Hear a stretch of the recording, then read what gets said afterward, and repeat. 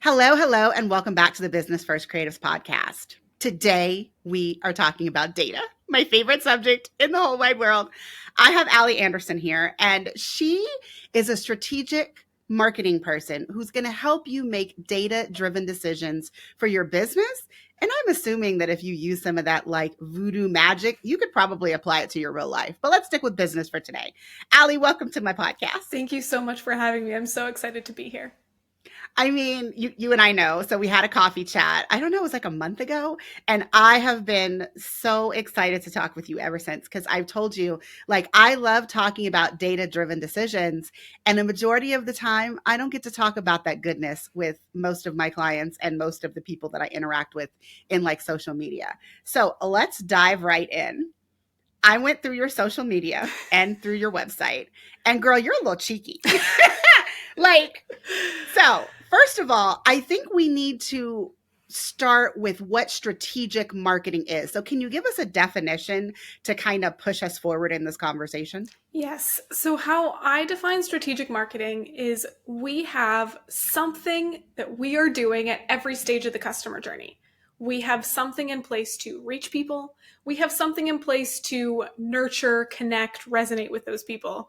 We have something in place to convert them, and then something in place to retain them, improve that experience afterwards so that either they're going to tell people about us or they're going to want to work with us time and time again. And that does not all happen in one channel, in one platform. These interactions are going to take place over multiple days, potentially weeks and months, in multiple different areas. And we have something in place to bridge that gap from one step to the next to the next. Allie, you saw my face. You said that magic word, bridge the gap. I love that phrase. And the funny thing is, I'm always telling people you need a CRM so that you can centralize and organize your client experience. But what you're talking about is kind of centralizing and organizing all of the different places that we can collect data on our clients and our potential clients.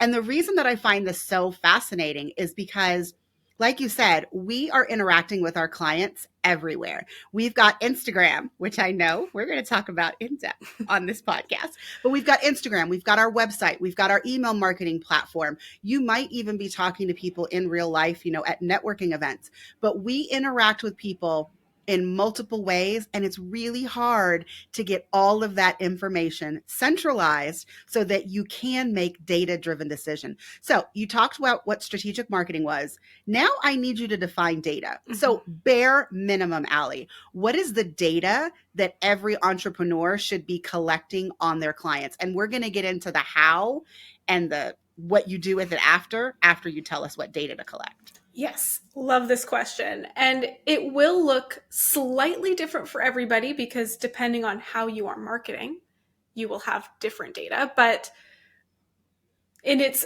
simplest, most vague form to begin with, all of those different stages, we need to understand how many people we're talking to at each of those stages and how many are kind of continuing from one step to the next.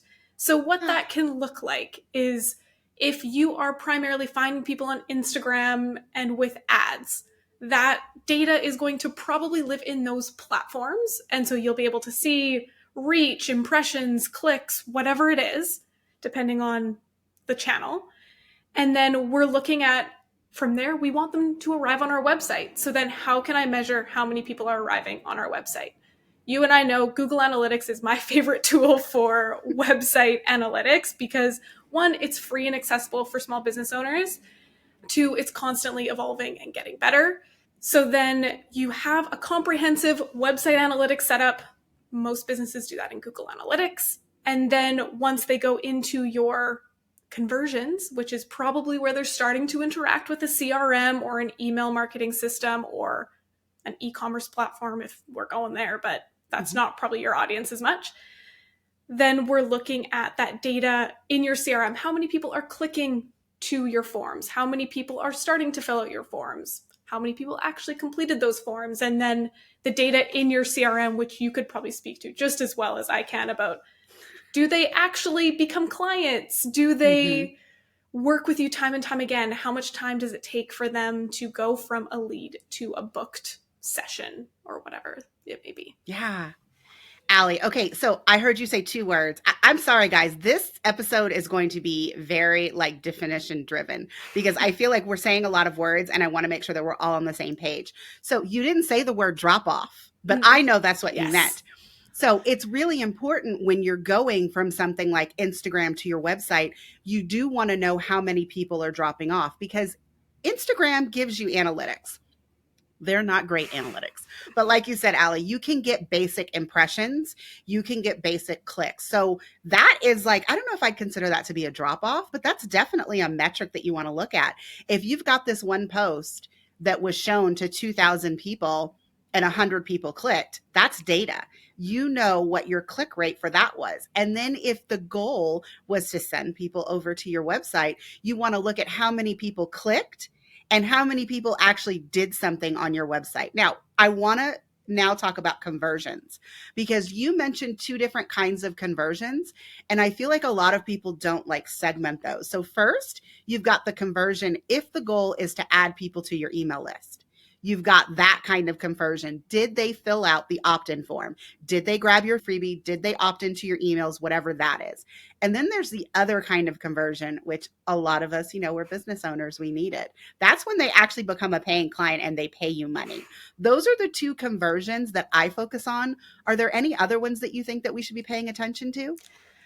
I would say as far as conversions go, those are kind of typically the big ones for most websites. And so you'll have what you'll hear in the data or in the marketing world, your micro conversions and your conversions. So your conversions being people are paying you money, your micro conversions, they're taking some actionable steps to learn more about you, to be interested in your offers. There are other things that I like to, and I would call them kind of your steps to conversions, and data will call them your like just more typical events.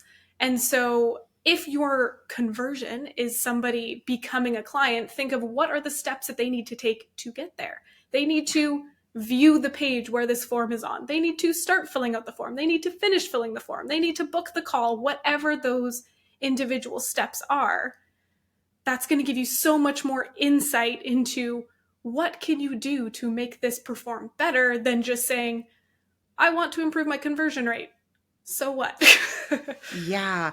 And it's funny because when you mention steps, after you've written down each one of those steps, every time you're asking the potential client or the client to take action, you can either calculate whether or not they're a conversion or they're a drop off. So every single step that you want someone to take is an opportunity for you to collect more data. Okay, let's talk about that data collection though. You have a headline on your website that says, sorry, but your DIY Google Analytics setup isn't enough. And I will admit, I laughed out loud. I was really glad I didn't have coffee in my mouth. I feel the same way, but I feel like we should take one step back. And I know that there are people in my audience that still don't have Google Analytics set up on their website. So number one, how hard is it? And number two, why should they put Google Analytics on their website immediately? I love this question. And I will say that some analytics, even the DIY, is going to be better than no analytics. And when I have clients that work with me and they just have the absolute basic, we can still get a good amount of information to make decisions, but we don't get all of the information that I would love to have. So how easy is it to set up Google Analytics? If you are using a standard CRM, WordPress, Squarespace, ShowIt, any of these, there are typically, you need to copy and paste a piece of code, usually into one little box somewhere. Sometimes it's not even like a code, it's like a series of numbers, and then you press a button and it's done. It's done, y'all. It's done. I'm sorry. I told Allie I was going to harp on this before we started hitting record. Now, I will say, I preferred it when I was on a WordPress only website because you could just copy and paste the code into one spot and call it a day. Unfortunately, for those ShowIt users out there, which you guys all know, I love it. ShowIt is my favorite. I love being able to put shit anywhere on the page that I want. But one of the drawbacks is you actually have to copy and paste your Google Analytics code on every single page that you want Google to watch. Now, for some of you guys, I know you've only got like a 6-page website. Good for you. I currently keep getting the error message, you have over 100 pages. You will start to see slowdown. I know. And granted, I don't want all of those pages to be tracked by Google Analytics. But if I did, I have to do it on every single page. So for a lot of you, it's simple. For some of you others, you're going to have to like schedule, like, 30 minutes, maybe 45 minutes to go and copy and paste on every page. But once you've done that, you never have to do it again. Yeah, exactly. So it is really easy to start. Just get that code on there, and it's going to track, I would say, 60% of what most businesses need. It's going to track people on each page. Are they clicking from one page to the next? Are they leaving your website? And it does its best to track things like form submissions and scroll depth, but it is not fully complete. And there is a certain level of somebody needs to figure out how this website is built in order to track those form submissions. And so I can't remember off the top of my head. For WordPress, it's a little bit easier typically. In Squarespace, it's a little bit easier. ShowIt typically needs a little bit more tinkering. Yeah. But that's kind of step one. If you have that basic setup, you can start to identify when we're talking about those different steps. If those steps are happening on different pages, you can get a pretty good idea of where people are dropping off. Yeah. I was having a conversation with Carolina Guzik in a previous episode. I will link it in the show notes. But one of the things that we were talking about as like business coaches for photographers is that quite often when someone comes to us and they're saying, I'm not getting enough bookings, if they don't have Google Analytics, they can't even tell us, okay, but like how many people are actually landing on your website? Like how many people are you starting with each month that could potentially inquire about your services? So I know that Allie and I are talking about some pretty high level stuff, guys. But number one, if you want to know how many people are visiting your website, you have got to get Google Analytics or some other form of what we're talking about on your website so that you bare minimum know how many people are visiting your website each month.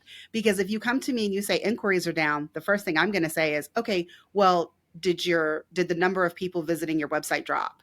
And if you look at me with that, we can't even try to figure out whether you have a marketing problem or you have a content problem or you have a conversion problem unless we know how many people are visiting your website every month. Yeah. And I see it happen so often that then as business owners, we're like, business is down. I'm not getting these inquiries. And you start to panic. And then you're, okay, I'm going to spend so much more time on Instagram. I'm going to invest more money here. I'm going to do all these things. And if you are throwing time, energy, money, and you don't even know where the problem is, it just makes it makes it more stressful. Whereas if you can say, okay, I know exactly where my problem is and put all of that time, energy, money, channel it into the right area, it just makes your life a little bit more. Allie, you said Instagram again. Okay, I think that was the third time, so we're going to dive in. The one thing that you want to tell everybody is that Instagram is not marketing. Explain yourself. It's a good part of marketing. There is so much potential for a business to use Instagram for your marketing, but you cannot do all of your marketing on Instagram and put all of your eggs in that one basket and expect it to convert.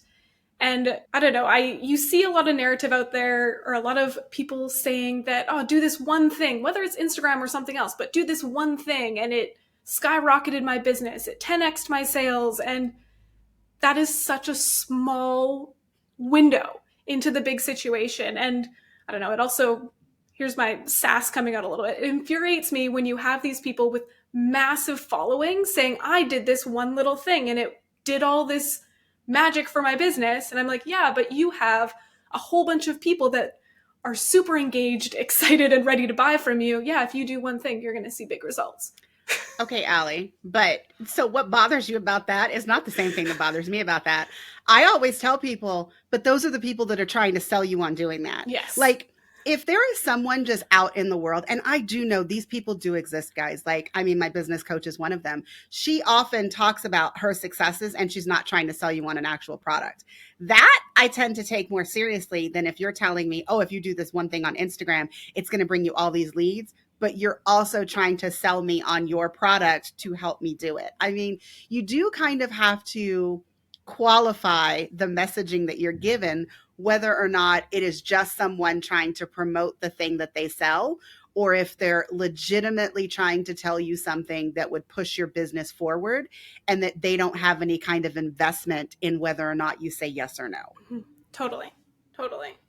Yeah. So I guess to come back to your initial question of Instagram can be an amazing tool for your business. And if you are comfortable marketing yourself on Instagram and creating videos, reels, doing all that stuff, amazing. Use it.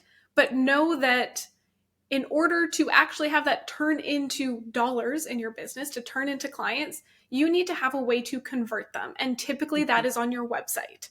There are some people that have a really amazing DM sales strategy and then they send people to a checkout. Cool. That's an option too. But for most people, if you're not wanting to be in your DMs 24/7 every single day, you're getting people onto your website, and that website needs to then convert them. And then, of course, you need to have that retention CRM stuff that is going to keep them around and keep them engaged. So, but also about conversions, Allie, like I mean, the whole point of having you on here was talk about data-driven decisions. And the truth is, even if you are able to close deals on Instagram, the entire process, you can't really collect data on it. Like every time you're DMing someone, there is no data on that. But if you were sending them an email outside of Instagram, that is data that you collect. If they are on your email list and you can look at every broadcast, sorry guys, I'm talking in ConvertKit language, but if you are sending your broadcast and you can see that one has a much higher click rate than others, if you can actually see that the conversion rate, whereas someone who actually bought your products and services off of that one email, those are things that you can track. But if you're doing everything in Instagram, you don't own Instagram. Instagram is only going to give you the data and analytics that they want. And sometimes that's not enough to make data-driven decisions, right? That 100%. And the other piece to add to it is they can change things at any time and you have no control. Yeah. Which happens sometimes, or it goes down. You always own your email list. You always own your website. But Instagram can change things. Typically, they want businesses to be on there, so they're not going to just completely rip the rug out from under everyone's feet. But we've seen how things evolve with all of a sudden Reels is required in order to kind of grow a business. Get anywhere. And that's fine. That's their prerogative. That's the business that they're building. But yeah, you're right. You can't track it. And you're then always needing to adapt to how they want you to run your business on Instagram. Yeah. I mean, and when it comes to Instagram, you mentioned, because it is totally possible to send people straight from Instagram to a checkout page. But then that checkout page is giving you data on how many people landed on it and then how many people finished the process and actually purchased the product. So I think what we're saying is you can collect data anywhere, but you have to be really thoughtful about the data that you're getting. And as much as you can, you want to push people to like one consistent path so that you can collect all of your data in that manner and then make data-driven decisions going forward. All right. So we've talked about Google Analytics and how Instagram is not marketing. I do want to make one other note because this is going to come out after GA4 has been forced on all of us. So just in case someone is listening to this podcast episode and they are still on Universal Analytics and haven't switched over to GA4, can you first of all just like say what that means and then say why Google Analytics decided to push forth GA4? Because I'm honestly not a fan, but I'm working on it, Allie. I'm working on it. Yes. So Google Analytics, so Universal Analytics, which is the version of analytics that we've been using for, I want to say a decade. I think it was like 8 years last year. So let's say 9 years, almost a decade. It has stayed relatively the same, and how people interact with different websites has changed drastically. Now people are on their phones a lot more versus just on a computer. Privacy has evolved leaps and bounds since a decade ago. And so Google Analytics launched Google Analytics 4, GA4, I want to say 2 or 3 years ago in beta. And then, last year at some point they said, we are canceling Universal and everybody needs to move over to GA4. It is similar, but still significantly different. I will say that for the questions that most business owners will be asking of how many people are on my website, which pages did they visit, where did they come from, those questions are still easy to find, but of course it's a different interface, so there's a little bit of learning a new tool in order to find it. So it probably won't change much. Your numbers are not going to match up one for one, because what GA4 does much better is it will count a user, whether you are on your phone, on your computer, at your house versus searching from the coffee shop down the street. It does a much better job of pulling all of those together into one user. So numbers will not match up one for one. I hear that a lot from people of being like, which one's more accurate? GA4 is probably more accurate, but the numbers will be a little bit different. And I believe, I haven't seen it because I have migrated all of my accounts and my client accounts, but I believe that Google Analytics is technically migrating everybody if you haven't done it by yourself by the due date. So yes, it's July 15th. So this is going to air after July 15th. But like, I know I did a website, I'm not a website expert, but I did a website talk recently at an online symposium. And a lot of the people were like, okay, Colie, so I did the GA4 like you told me, and now I'm getting this error at the top of my page. And I'm like, it's fine. They're showing that to everyone. The one that says, if you don't convert by this date, we will switch for you. I will admit, one of the reasons that I'm not a huge fan of GA4 is I used to like to look at someone's journey, and Universal Analytics allowed you to look at like one person, see what page brought them to your website. And then you could basically track everywhere that they went on your website. And guys, that's a privacy issue, which is why GA4 doesn't let you see it. But that doesn't mean that I don't miss it. I mean, I loved being able to do that, particularly when I was a photographer only. I love to be able to see, okay, if someone landed on my homepage and then they were interested in newborns and they clicked on the newborn page, like where did they go after? Because I was interested in drop off from each page or just what journey someone took so that I could make sure that it had the most up-to-date information or the final page that they visited before they clicked the contact form. To me, that's really important because that's what helped them most make their decision to actually contact you and inquire about your services. And so I always like to know what that page is. And now I can't figure out a way to get it in GA4. And so I'm a little irritated. I'm a little perturbed. If I had a contact at Google, I'd probably scream at them every day. But on your website, being able to track this data is what's going to help you not only grow in your business, but use your marketing strategically. So I do want to come back over because I feel like we've talked a lot about marketing overall, the importance of centralizing your data so that you can make decisions, but we haven't actually talked about like the decisions that we should make from the data. So what is the number one piece of data that your clients or that you've seen out in the real world? What's the number one piece of data that someone looks at, and what decision is it that they're trying to make going forward? So I'm going to break that into kind of a two-step approach because we need to first figure out where should I be spending my time, energy, money in my business and my marketing. And then now that I know where I'm spending it, what should I be doing are kind of the two questions that we need to ask. And so how the data can help guide us to answer those questions is in step one or question number one of where should I be spending my time, energy, money. That is looking at this user journey of how many people am I reaching, connecting, converting, etc., and saying, even if those are all collected on different platforms and you are literally putting it into a Google Sheet spreadsheet and saying, this is how many people get to this step, this is how many people get to that step, it will get you a good enough idea to say, I need to reach more people, or I'm reaching enough people and I just need to talk to them more effectively or convert them better, or whatever. And so at that point, being able to say, okay, cool, I'm going to focus on reach.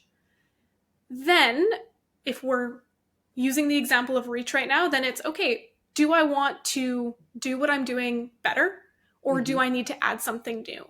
And that's a little bit tougher to give a blanket example because it is different for every single business. But you can look into the data of your individual channels and say, are there things that I can do on Instagram with my ads for SEO, whatever it is that you're doing? And are there opportunities to make this work better? Or should I experiment with a new platform? And I think it comes down to this idea of experimentation. Nobody, and if they say they can tell you the future, they're lying or trying to sell you something. Nobody can tell you that something is guaranteed to work. But we can, with our expertise and things that we've seen before, have a solid hypothesis of, I'm pretty confident that if you do this, we will achieve X result. And you can still do this for yourself as a business owner. You don't need to have all of the expertise behind you and say, you know what, I'm pretty confident that if I did this thing on Instagram, if I did this thing in my email list, I'm pretty confident that it's going to achieve whatever result. And so you try it and measure to see if it works. And then even if it doesn't do what you want it to do, now you have more information to make a better hypothesis next time to get you closer towards where you need to go. So I would say the easy thing that pretty much every business owner could probably do is identify that first question of, where should I be putting my energy? The harder question to answer is, okay, now what do I do within here? But at least you've eliminated that. You're not going to start a YouTube channel if you have a big audience and you need to convert people. You're going to be like, okay, I need to convert. I need to do something on my website probably. And you're going to be a lot closer than you would have been if you didn't answer that first question. I mean, it's so fascinating that people don't just start with the basics like that, because one of the things that I will say is, let's say that the two channels that you use the most was SEO on your website and Instagram. And let's say that you're getting more and more followers on Instagram, more and more people are liking your information. But then when you look in your CRM at the question of, how did you find me? If 80% of people are saying on Google and only 20% of people are saying on Instagram, I would say you probably need to start blogging a little bit more. You probably need to be doing some more stuff on your website, because that seems to be the platform that is converting for you, not all this time that you were spending on Instagram. Now, I will also say, there are some people that put it out there, okay, but like, I'm not using Instagram as my marketing tool. I'm using it to interact with my followers. But to that, I would say your end result, like what you want, is still to get hired, right?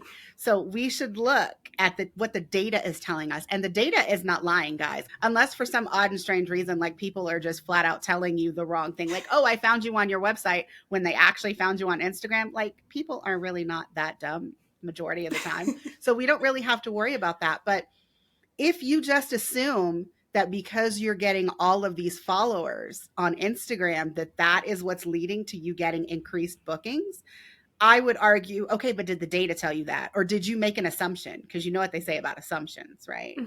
I had a client who was running Google ads for her photography business.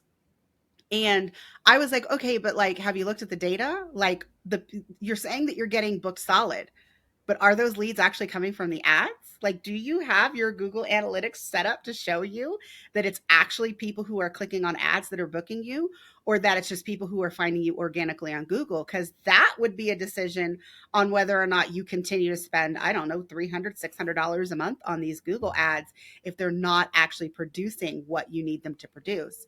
So I think the number one rule today, Allie, is don't make assumptions. Yes. Collect the data to prove your hypothesis rather than just assuming that something is true. Yep. Yeah, I couldn't say it better than that. That's perfect. I was going to try, and then I was like, nope, you nailed it. Great. Allie. Okay, so another headline from your website is marketing that you can measure, track, and rely on. So I feel like for this conversation, that's just really important that we look at the measuring and the tracking, and that is what we've been talking about today in terms of our strategic marketing. Now, is there anything that people are going to do in their business that you don't think they're going to be able to measure and track? Like, do you think that exists? There are things that are harder to track than others, and there are things that can be more complex than it's worth it to bother trying to track, definitely. I'd say for the typical small business owner that we're talking to that is marketing online, everything can be tracked. And this is probably a bit more of a advanced concept, but the thing that many people don't take advantage of that makes tracking easier are what are called UTM tags.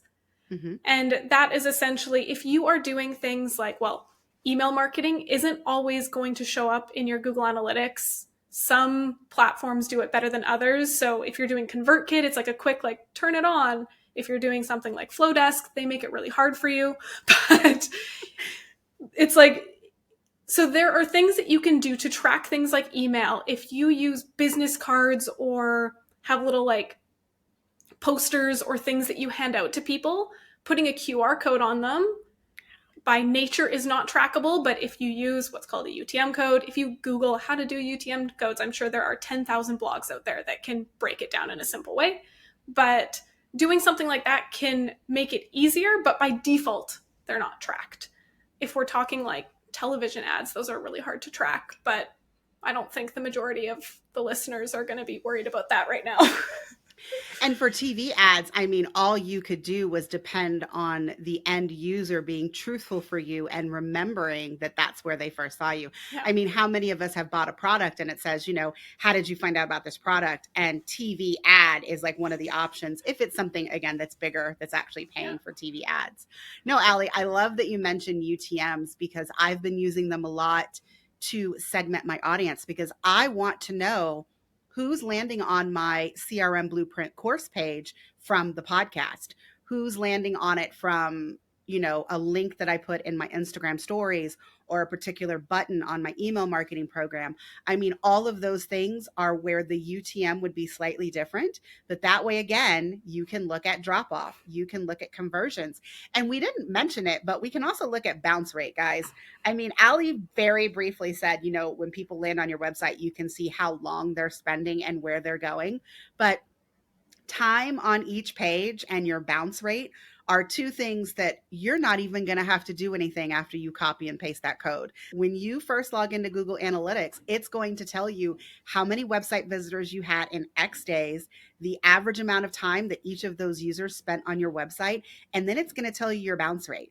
Now, bounce rate is so different now than it was like 10 years ago. I got to tell you, Allie, I used to have a bounce rate that was under 10%. Oh. No one believes me. I know I have screenshots, but it's okay. My bounce rate used to be incredible. And I had people that were spending like 2 to 3 minutes on my website on average, which is huge. Now, I don't have that now, guys. I mean, several of my pages have like 90% bounce rates. Also, I will say one of the things that I like about UTMs is it's going to be able to track the bounce rate and the average amount of time that someone's spending on your website using those UTMs. So like I will tell you flat out, people who are clicking on my website from an ad, they are 100% bounce rate. Now, what do I do with that data? Well, I currently decided to stop spending money on ads until I figure it out. But like that was a data-driven decision that I made for myself because no matter how well the ad was performing for me, like click rate, cost per click, I could see that when those people were getting to my website, they were not spending any time on my website. It was 100% bounce. So that means that I either need to tweak, I need to figure out why they're dropping off to bring it back to this conversation, or I need to figure out if there's any of the, messaging that needs to be different. Because what that might say to someone is, okay, they were engaged with whatever your ad was, but then when they landed on your website, it wasn't what they expected. And so you have to make sure that those two things are aligned. But how would you know that if you weren't tracking the data? Yeah. And a fun tool that is free and great for small businesses to start digging into that is using a tool called Microsoft Clarity. So it's a Microsoft product. It's kind of like if you've used Hotjar or like any of those heat maps or whatever, but it's a Microsoft product. It's free to use and it can start answering those questions of how far down did they scroll? Because then again, you're like, cool, why does ads traffic drop or bounce immediately on my site? Ask yourself more questions. Are they scrolling below the fold? Are they seeing the button, the offer section, the like whatever content? Like, what are the steps that somebody should take on that page? and then ask yourself if they're doing them. And so how I would do it is a really complex event tag setup in the back end, but that's probably not a super accessible thing for most people to do. So using something like Hotjar or Microsoft Clarity is a great tool to start with. I will put the caveat of do not make decisions on like 10 sessions. Make sure that you have Oh my gosh, Allie, I can't believe that I did not ask you about this, because I feel like everyone makes rash decisions. And I feel like you are the person that would say no. I mean, because even when it comes to like my ads, like I ran them for 90 days. I feel like 90 days and like 427 clicks on one particular ad to take them. That's enough data for me to make a decision that, hey, this is not working. I need to turn this off and make some tweaks. But like, you can't make rash decisions in like 48 hours or after only 10 people have seen your, your website, your copy, your sales page, whatever it is.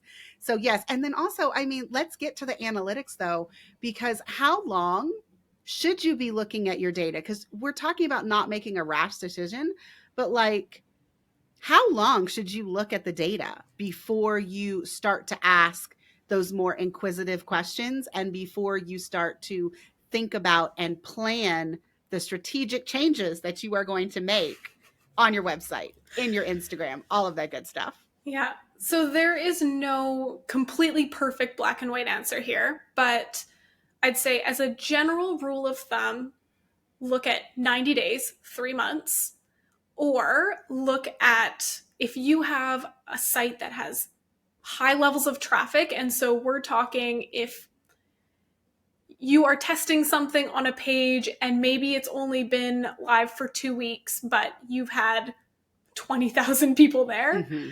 You could potentially start to make some decisions, but then the things that you are eliminating is seasonality. Hey, if you're in the middle of a launch traffic is going to look completely different, or I'll say launch or sale. It's going to look completely different than your typical month here or there.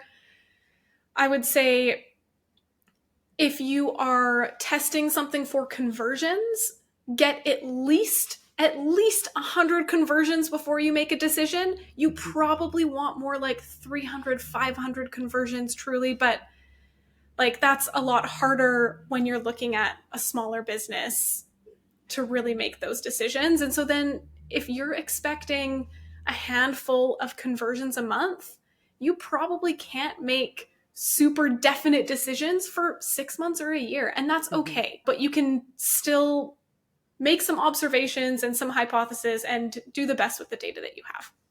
I love that you mentioned seasonality, because in particular for the photographers in the audience, I don't want you to compare your website traffic from January and March to like June through August. Like, please don't do that. Like, please think about your business in terms of seasons.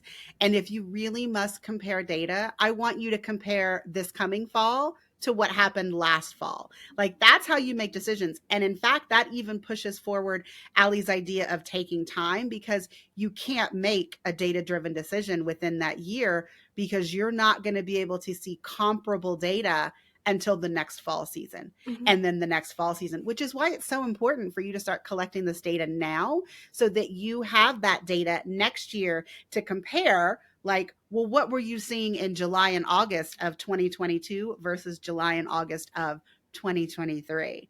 I mean, sometimes it's not about comparing things in your business from month to month or even quarter to quarter. For those of us that have high peaks, and for those of you that do launches, what I'm saying applies to launches too. You would never want to compare what you're seeing during a launch period to what you're seeing during like evergreen sales. Like, that just doesn't make sense. You want to compare apples and apples and oranges and oranges.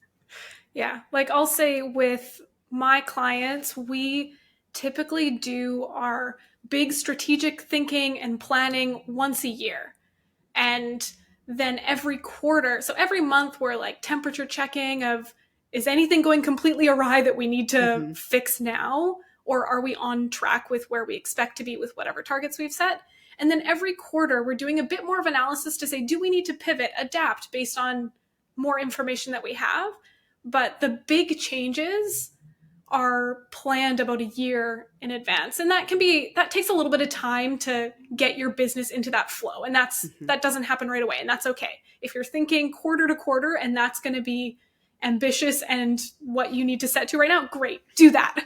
But don't, 1 week to the next be like, these ads aren't working, cut everything. They might be, it just needs a little bit more time. And ads especially need way more data in order for them to function properly, because they have tools that are trying to optimize on their end. And if they don't have enough data, they can't optimize. It's a bit of a beast. Yeah. All right, Allie, this conversation has been amazing. And we're going to end with the question that I ask every single guest on this podcast. And that is, what was your biggest fuck up in business? What did you learn from it? And how did you grow? So my biggest fuck up is just trying to do everything myself and not asking for help from anybody. And then it has just held me back in so many ways. And now that I am asking for help, getting the right people in my corner, I'm seeing way more growth than I was before. And it kind of gives me the sad, like, why didn't I do this sooner? So for me, I was trying to do everything for everybody from a marketing angle. I was doing all of my own admin, all of my own like content creation from start to finish. And it really limited what I could do. And now it kind of started with me hiring a coach, because I was like, I need somebody to help me get out of my own head. And it was the best decision that I made at that point. And now we're working at me delegating other things. And it's, of course, a learning and growing process for anybody that starts delegating. It is hard. Yes, it is hard. We're learning, but now I have one contractor that is working up to 30 hours a week. So it's like consistent. Nice. And we're delegating things, and the business is growing without me needing to do every single thing. And my sanity is back. It's wonderful. Allie, that's fantastic. If the listening audience wants to learn more about you and your offers, where can they find you on the internet? It will be in the show notes, but I like everybody to say it out loud. So Instagram, I rant on it, but I do use it for my own business. It has its role. It is not my entire marketing, but so Instagram at Akari Digital. So Akari is AKARI Digital. I have a website, which is akaridigital.ca. I'm Canadian. I'm waiting for that .com to come available. And I have an email list, which is probably, if you want to hear from me most consistently, that is where you will find me. And you can sign up for that on my website. Awesome. Allie, thank you so much for joining me in this conversation. I hope that everybody in the listening audience, if you take one thing to do after you listen to this podcast, if you currently do not have Google Analytics or some other kind of data tracking on your website, do it today. Your future self will thank you. All right, that's it for this episode. See you next time.